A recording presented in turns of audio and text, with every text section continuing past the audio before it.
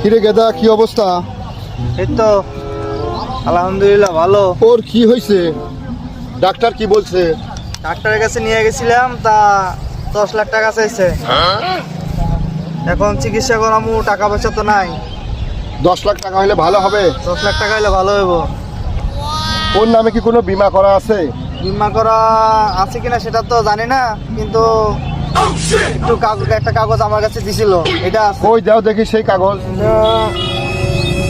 এই যে এটা।